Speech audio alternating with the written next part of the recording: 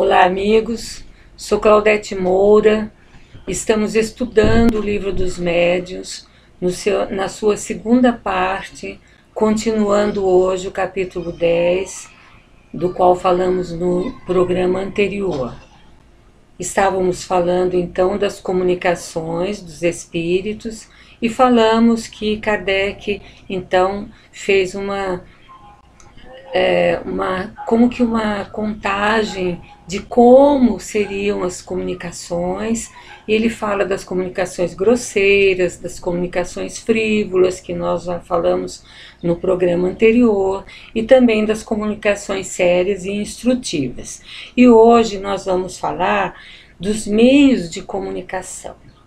Os meios de comunicação, hoje em dia, são muito variados. E eles, mesmo naquela época de Kardec, eles agem sobre os nossos órgãos e os nossos sentidos. E os espíritos podem se manifestar, por exemplo, através da visão, pelas aparições. Então, é um meio de comunicação através da visão, pelas aparições. Também os espíritos podem se manifestar através do tato, impressões tangíveis, ocultas ou visíveis.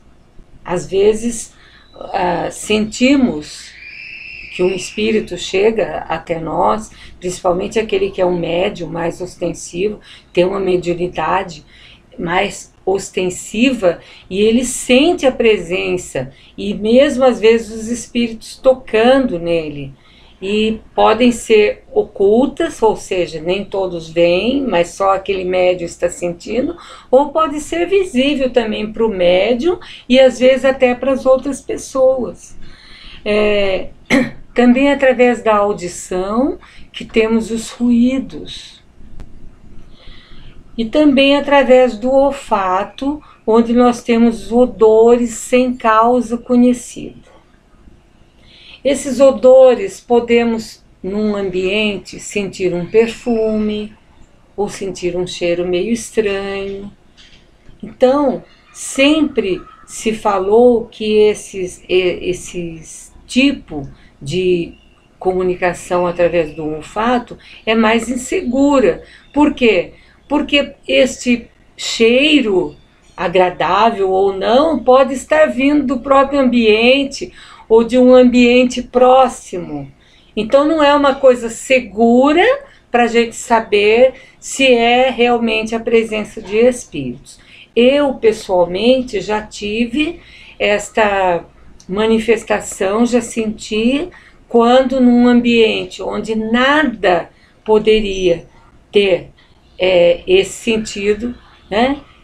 Eu senti um cheiro maravilhoso de flor, mas uma flor que eu nem conheço esse cheiro. Eu sabia que era de uma planta, então deve ter sido uma manifestação de alguma planta até não conhecida por nós, como se falam às vezes no livro de André Luiz, nos livros de André Luiz, que a planta nós nem conhecemos.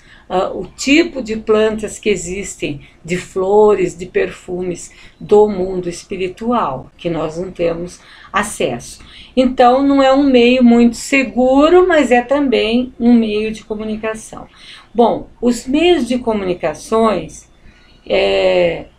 que nós precisamos examinar com muito cuidado, porque nós precisamos sempre ter uma permuta de ideias regular e contínua para saber se realmente está existindo aquela manifestação ou é algo do ambiente físico mesmo que está acontecendo.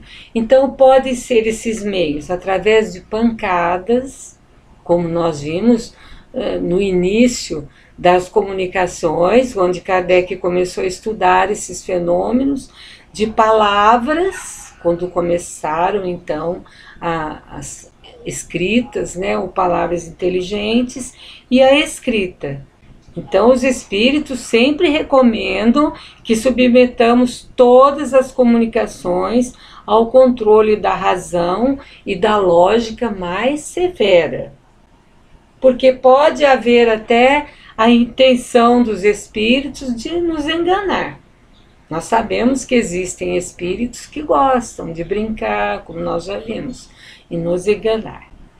Então, é muito útil seguir esse rigor e essa precisão que Kardec usou durante a codificação espírita, advertindo-nos para os perigos a que podemos nos expor, aqueles que se deixam enganar pelos espíritos. Bom, continuando os nossos estudos, entramos então no capítulo 11 da segunda parte do Livro dos Médiuns, que fala da sematologia e da tipitologia. São a linguagem dos sinais e das pancadas. E fala também da tipitologia alfabética, que foi uma evolução da tipitologia. Então, as primeiras comunicações inteligentes, porque olha só, primeiro tinha ruídos, primeiro tinha pancadas, mas não chegava-se a um ponto onde a gente via que existia uma inteligência se manifestando, como agora nas comunicações inteligentes. Então, as primeiras foram obtidas por meio de pancadas, que Kardec chamou de tipitologia, e resumiam-se em respostas sim ou não, através de um número convencionado de pancadas. Então, foi assim que no começo os primeiros fenômenos que foram levados ao conhecimento de Kardec e que mais tarde, então, deram início na seleção de fatos que formaram a codificação espírita, aquela das meninas, onde existiam ruídos e pancadas e elas foram identificando, elas foram criando um método, perguntando sim ou não, e o espírito ali presente respondendo. Então, esse tipo de tipitologia é chamado tipitologia basculante, também, que é um outro tipo, que é o da movimento da mesa. Então, nós temos as primeiras comunicações inteligentes por meio de pancadas. E resumiu-se o quê? Nas respostas sim ou não.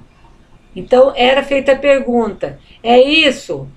Uma pancada para sim, duas pancadas para não. Olha que dificuldade de comunicação. E se a gente pensar hoje em dia que o médium pega um lápis ou uma caneta, ou então através do computador, intuitivamente ele vai escrevendo, olha a diferença, olha o avanço em que nós tivemos das comunicações espíritas, dos meios de comunicação. Eram difíceis, eram demoradas, né?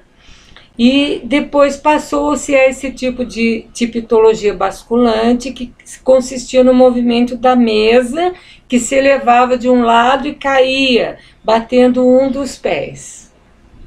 Então, basta que o médium pousasse as mãos, bastava que o médium pousasse as mãos na mesa, nas bordas da mesa, e se ele quisesse conversar com um determinado espírito, ele fazia a evocação desse espírito, ia fazendo perguntas e a mesa ia então batendo. Estipulava-se então uma pancada para sim, duas pancadas para não. A dificuldade, gente, que existia na comunicação. Qual que era o inconveniente? Existiam inconvenientes aí. Primeiro, na brevidade das respostas. Era sim ou não, então tinha que ir fazendo perguntas adequadas para que a resposta pudesse ser sim ou não. E também na dificuldade de formular essa pergunta, para que o espírito pudesse responder sim ou não. Então nós vemos que hoje em dia nós estamos bem mais avançados. E daí chegamos à tipitologia aperfeiçoada ou alfabética. Então as coisas foram acontecendo, As pessoas que foram trabalhando com esse tipo de comunicação foram sendo orientadas pelo espírito e também intuindo que poderia haver um jeito melhor de obter essas comunicações. Então chegou-se à tipologia aperfeiçoada ou alfabética. Como que é isso? Indica-se a letra por meio de pancadas. Passou-se a obter palavras, frases e mesmo os discursos inteiros. Por exemplo, número 1, letra A. Número 2, letra B. Número 3, letra C. Seguindo o alfabeto. Então, esse procedimento é muito demorado. Mas, no momento, era o que se tinha. Todos esses efeitos podem ser obtidos de maneiras mais simples pelos golpes dados no interior da madeira da mesa, sem qualquer movimento exterior. Então a mesa não precisava bater, eram golpes que vinham do interior da madeira, que foi chamado de tipologia interna, porque vinha do interior da madeira. Olha, uma observação que Kardec faz é não confundir espíritos que se comunicam por pancadas, que podem ser até espíritos elevados, com espíritos batedores, que são espíritos inferiores. Lembra-se no começo das comunicações, para chamar a atenção, os efeitos físicos, aqueles espíritos que faziam barulho? Aqueles espíritos são espíritos inferiores.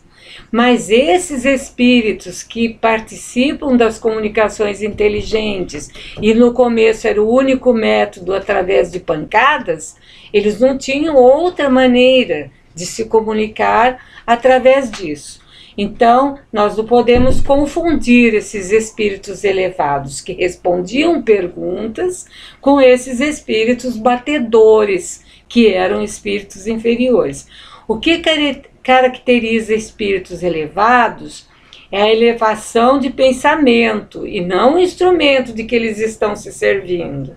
As coisas que eles falam, os ditados que eles fazem, as ideias que eles têm.